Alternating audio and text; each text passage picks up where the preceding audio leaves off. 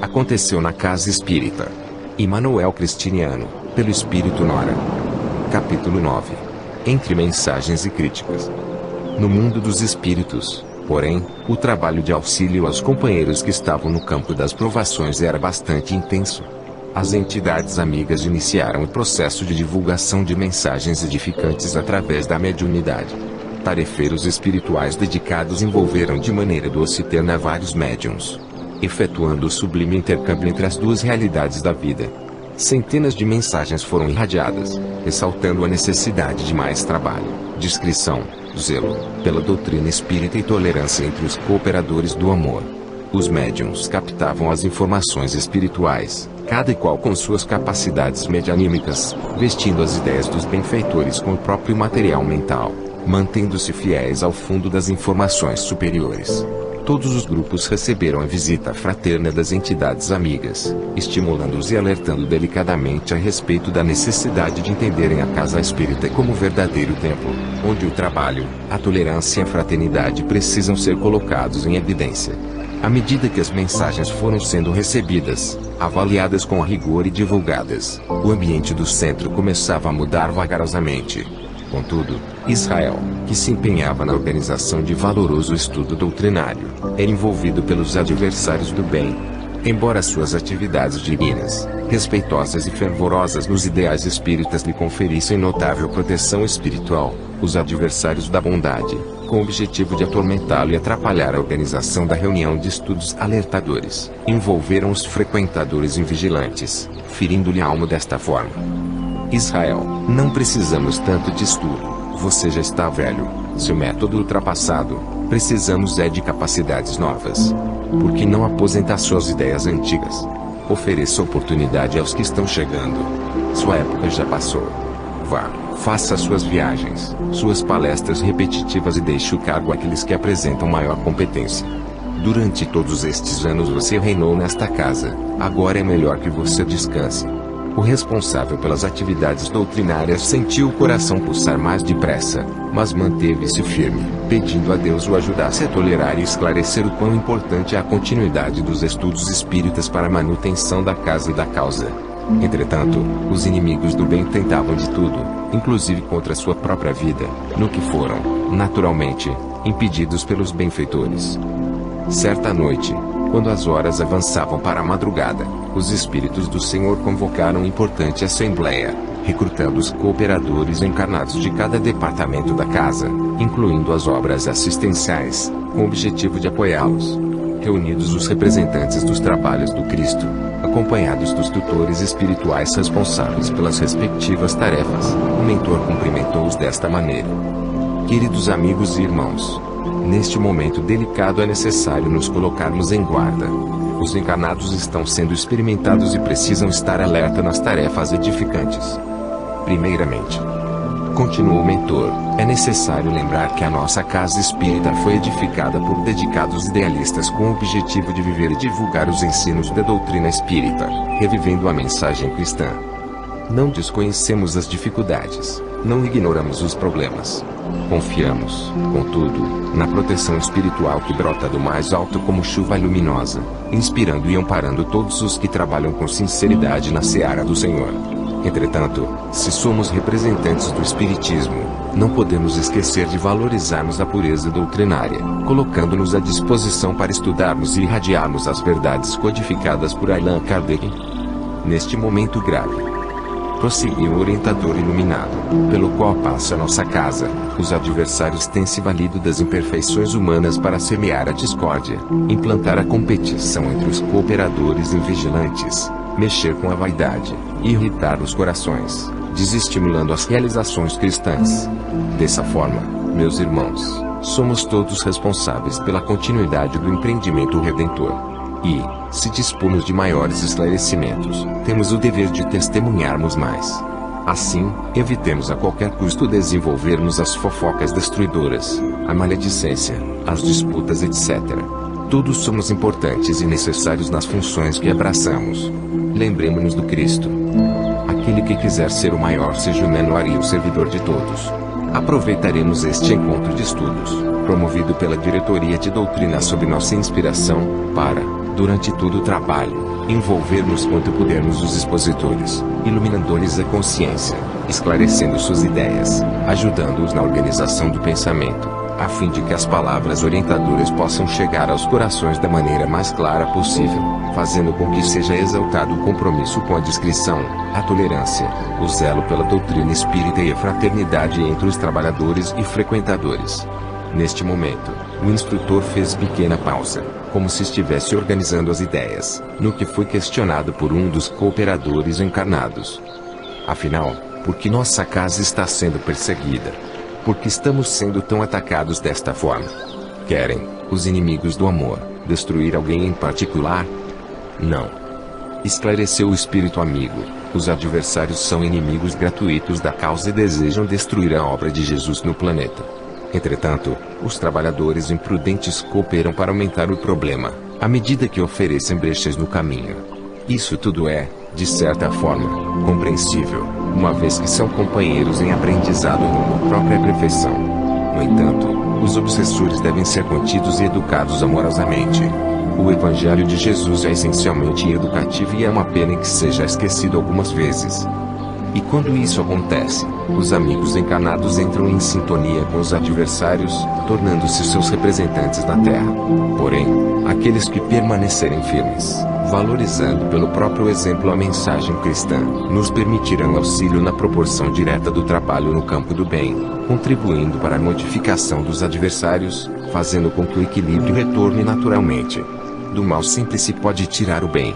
E o que se poderá extrair desta situação são as provas para todos os estudantes do Espiritismo na grande escola em que se converte o Centro Espírita. Por isso, meus amigos, perseveremos.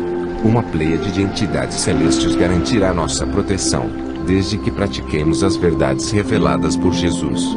Assim, valorizemos as boas atitudes, estudemos e vivamos sempre a mensagem evangélica, evitando com isso as infiltrações indesejadas. Sendo a casa espírita um templo de trabalho e amor, é importante defendê-la da penetração das trevas no campo do nosso ideal. Procuremos seguir confiantes, na certeza que o Senhor nos abençoa. Ao final da preleção, Castro e Israel apresentaram-se para, mais uma vez, solicitar do benfeitor orientação para a continuidade dos trabalhos. O presidente da instituição aproximou-se do dirigente espiritual com olhos marejados, dirigindo, segundos depois, este pedido de ajuda. Caro amigo, temos recebido o teu concurso há anos e, de fato, nos sentimos felizes e honrados pela oportunidade de serviço. Entretanto, minha alma está sofrendo. Não sei se vou aguentar mais esta vez. Meu coração está cansado. Tenho suportado intolerância e desequilíbrios. Por mais que se fale, solicitando viver os ensinos do Cristo, as criaturas permanecem renitentes, desejosas em ser o exemplo da irritação e da incompreensão. Já tenho feito tanto por esta casa. Mas, agora, amigo, confesso estar esgotado. Não aguento mais tantas reclamações. Nossa organização tem se demonstrado ineficiente para o executar das tarefas mais simples. Os tarefeiros apontam dificuldades para os trabalhos de rotina. Durante anos militei firme. Mas, hoje, o labor tem exigido muito de mim e, diante de tantos problemas, tenho pensado em desistir. Quem sabe esteja velho, mesmo. Talvez seja a hora de aposentar. Oferecer a vez para outros, livrando-me das perturbações. Ouça, amigo querido, clamou o presidente, diga-me, se puder, qual deverá ser a minha atitude? O benfeitor amoroso aproximou-se um pouco mais de Castro, envolvendo-o ternamente junto ao peito, falando-lhe desta maneira. A tua postura, Castro, deverá ser sempre a do homem de bem. Quem se dispõe a seguir Jesus deve estar consciente dos caminhos pedregosos, da cruz que carrega e, ao final da vida terrena, estar preparado para o sublime sacrifício do Gólgota.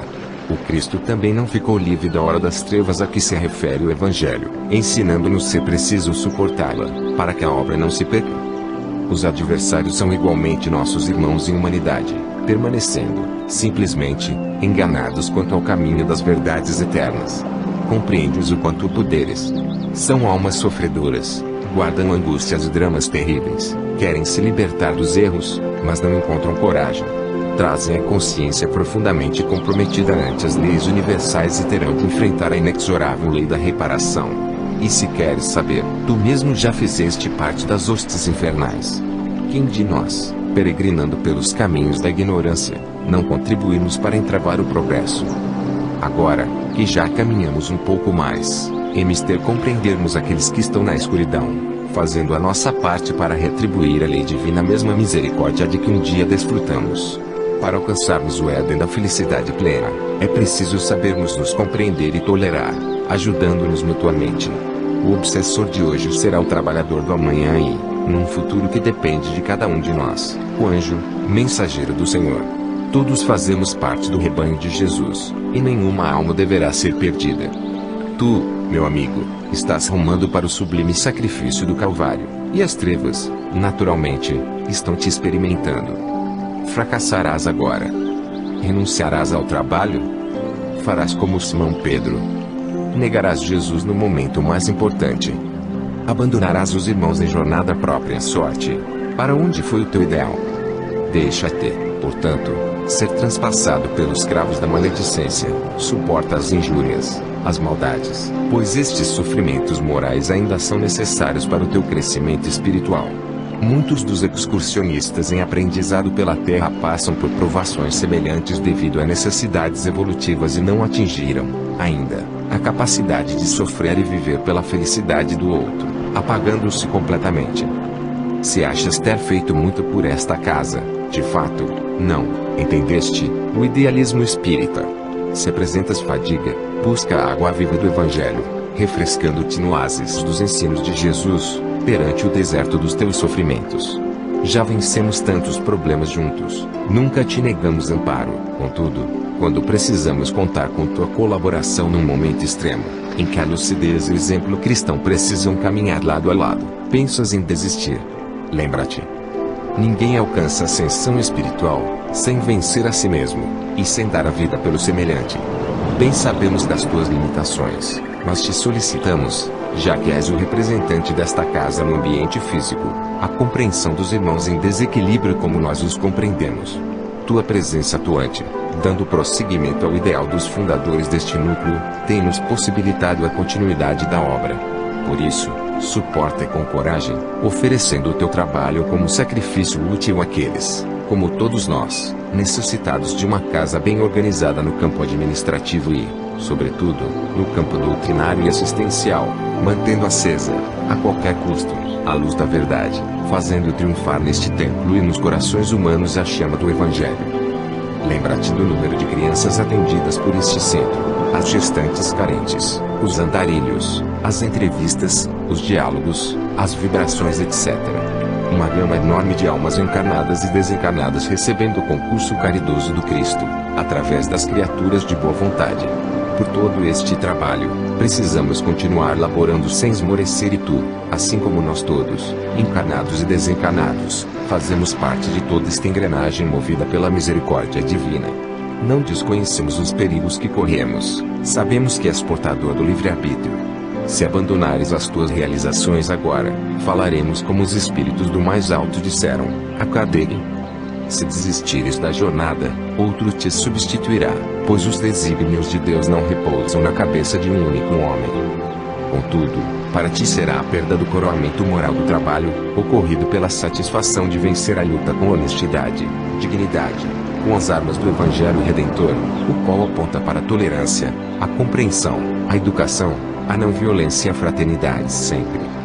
Recorda-te dos dias difíceis pelos quais passaram os fundadores deste hospital-escola, das horas oferecidas em favor da obra, das renúncias ao lazer, das perseguições espirituais pelas quais passaram, dos inúmeros testemunhos, do trabalho na vanguarda mostrando aos irmãos menores o caminho da salvação. Eles igualmente tiveram a alma ferida, foram vítimas da maledicência e tu sabes qual a posição espiritual ocupada por eles, hoje. Além do mais, continua o porta-voz da benemerência, nós te alertamos a respeito de não ser esta uma invasão comum, igualmente te prevenimos sobre os sofrimentos pelos quais haverias de passar. Portanto, meu irmão, ouve a voz que vem do alto, solicitando a nós todos o sacrifício íntimo em benefício do semelhante. Continua em confiança na certeza de que, quando voltares para nossa esfera, terás a consciência tranquila por um trabalho bem cumprido. Continuaremos ao teu lado inspirando-te ideias corretas para não te faltar a palavra consoladora e esclarecedora. Lembra-te, contudo, que os adversários do bem só se infiltraram em nossa casa por encontrarem brechas nos trabalhadores encarnados e vigilantes, explorando as dificuldades humanas, e, para vencer este processo, bastará sintonizarem com esferas maiores. Compreendemos a complexidade do caso. Sabemos que o teu coração, às vezes, é ferido pelas incompreensões. Mas recorda-te, quanto maior o sacrifício, maiores os méritos. Diante disto, ergue a fronte, confia em Deus, seu homem de bem, e continua lutando pela caridade de maneira intrépida, pois tudo passa, só o bem permanece. Para vencermos esta luta, será preciso esclarecer os encarnados acerca da responsabilidade do trabalho na seara espírita, a importância de sintonias superiores, evitando espalharem o vírus perverso e destruidor das fofocas, prevenindo, com a vivência do Evangelho, as terríveis infiltrações.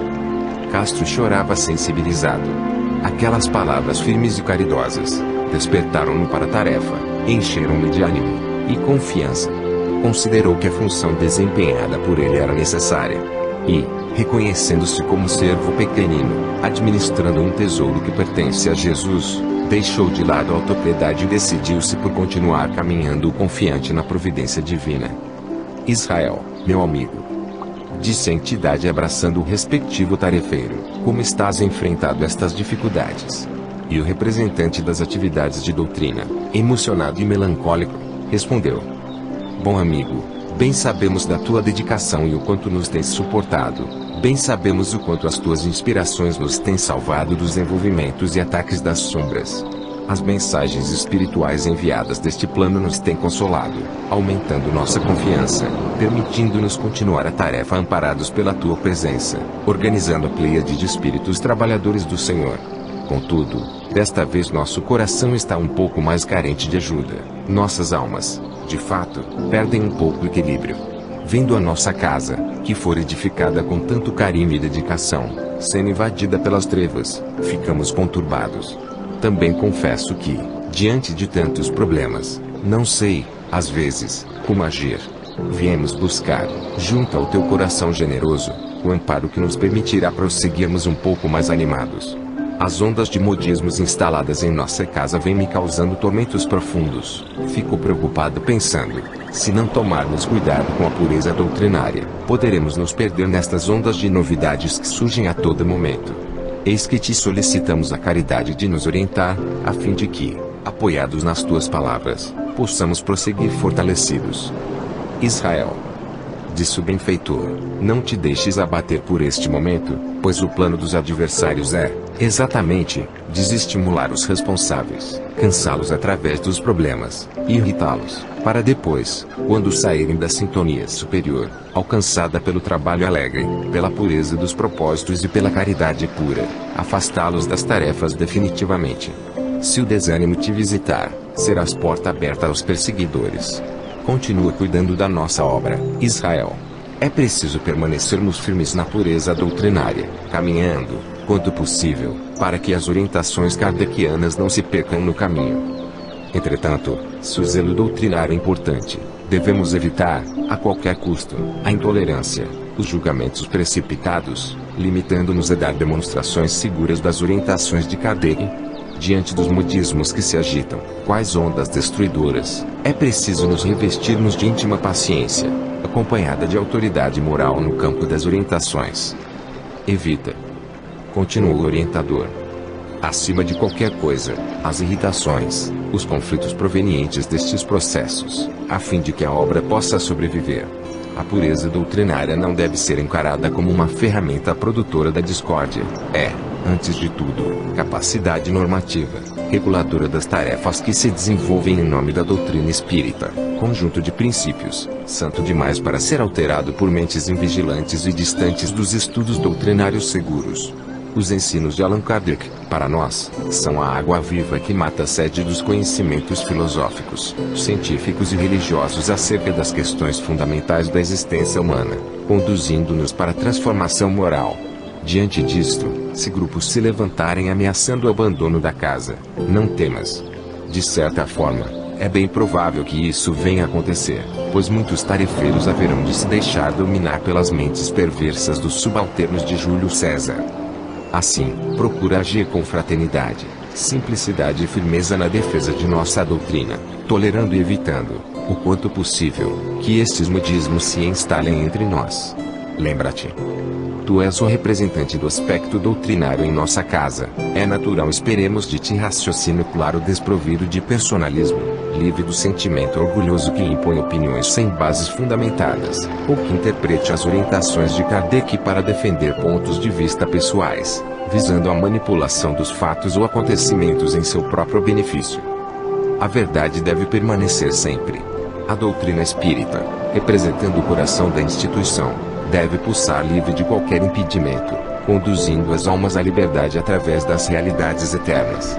Por isso, é justo esperarmos de ti firmeza e não intransigência, lucidez e não fanatismo, tato fraterno e não autoritarismo, estudo e não acomodação, firmeza das intenções e não anarquia doutrinária, defendendo com o próprio exemplo os princípios sagrados da terceira revelação. Nesta tarefa, não temas a reação dos trabalhadores, pois estamos contigo também. Igualmente te prevenimos a respeito dos perseguidores espirituais e dos tormentos pelos quais haverias de passar, testemunhando o Evangelho. As orientações que fraternalmente passamos para Castro, igualmente te servem.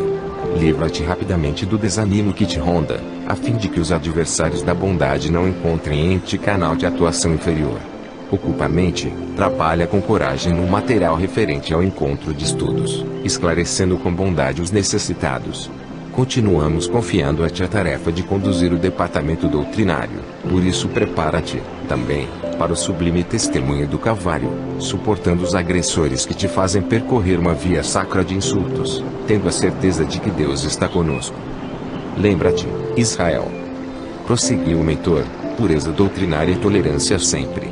Ainda que não sejas compreendido por todos, prossegue fervoroso, agindo com os pensamentos calcados em Jesus e Kardec. Segue adiante, na certeza de que te estaremos sustentando. Maria Souza. Continuou o coordenador do bem. Está promovendo pequeno movimento que, em breve, haverá de se multiplicar consideravelmente sob as orientações das trevas. Contudo, limita-te a compreender as mentes enfermas e a esclarecê-las de maneira respeitosa e profundamente embasada em Kardec. Estaremos contigo todo o tempo que dedicares ao trabalho espírita, por isso conta conosco, porque depositamos nossas esperanças nos teus propósitos sempre firmes em levantar a bandeira, onde quer que seja, da pureza doutrinária. Terminada a orientação, o mentor abraçou carinhosamente os representantes diretos do centro espírita, fazendo, em seguida, prece fervorosa levando-os às lágrimas, ao mesmo tempo em que fortaleciam os sentimentos em Jesus, renovando-se fluídica e mentalmente para a continuidade da tarefa. Quando acordaram no corpo, sentiam-se, de fato, renovados. Embora não guardassem na memória física as informações detalhadas, traziam um coração repleto de coragem e desejo de continuar servindo. A equipe espiritual, porém, trabalhava sem descanso. As mensagens espirituais continuavam sendo transmitidas com intensidade. Redatores espirituais, comprometidos com o ideal, interpretavam os pensamentos das entidades sublimes tutoras daquela casa, retransmitindo posteriormente, aos médiuns em sintonia com planos superiores, palavras incentivadoras do trabalho, solicitando vigilância, oração, reforma íntima, tolerância e discrição nas atividades espíritas, a fim de ajudá-los a vencer, pela renovação mental, as influências negativas.